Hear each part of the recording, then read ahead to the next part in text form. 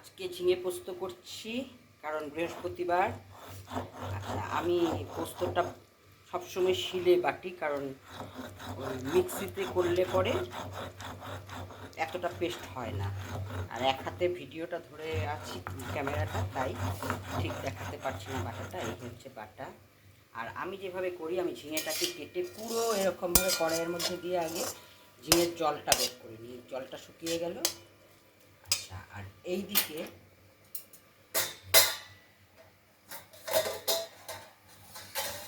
আলুটা বসিয়ে দিয়েছি।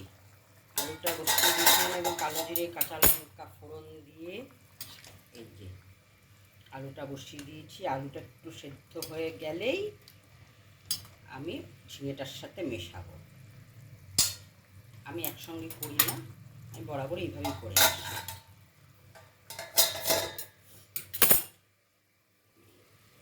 ভাত হবে পরে। আর করেছি হচ্ছে একটু লাউয়ের তরকারি আর বেগুন ভাজা। শরীরটা ভালো না হলে বেগুনটাকে আর অত সুন্দর করে কাটতে পারলাম না। ডাল করেছি একটু, মুগ ডাল। এটা হবে। এই ঝিঙে পোস্তটার মধ্যে আলুটা দিয়ে দিলাম। এবার এটা সব মেশাবো।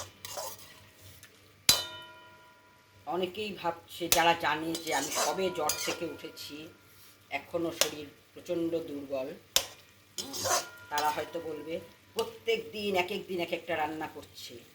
কিছু বলার নেই, কারণ রান্নাঘর আমাকে কোনোদিন ছাড়বে না।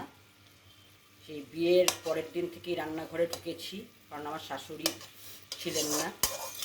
শাশুড়ি খুব ভালো মানুষ ছিলেন, সেই জন্যই হয়তো তাড়াতাড়ি চলে গেছেন। থাকলে আমার সুবিধাই হতো।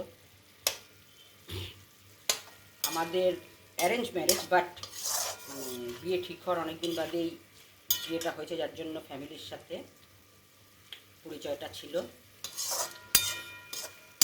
এই হইল ঘটনা।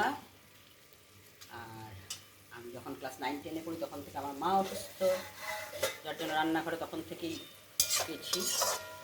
আর রান্নাঘর আমায় ছাড়বে না বললে হয়তো ভুল হবে, আমি হয়তো রান্নাঘরটাকে ছাড়তে পারি না। যার জন্য যতদিন হাসপাতালে থাকি ততদিনই রান্নাঘরটাকে ভুলে থাকি। বাড়িতে আসলেই তারপরের দিন থেকে আবার রান্নাঘর শুরু করি। কারোর বারণ মানি না, কারণ রান্নার মেয়েটা হ্যাঁ রুটি করে, সবজি করে, সব ঠিক আছে, বাট একটু ঠিকঠাক রান্না করতে গেলে নিজেকেই হাত লাগাতে হয়। এই হচ্ছে আমার ঝিঙে পোস্ত।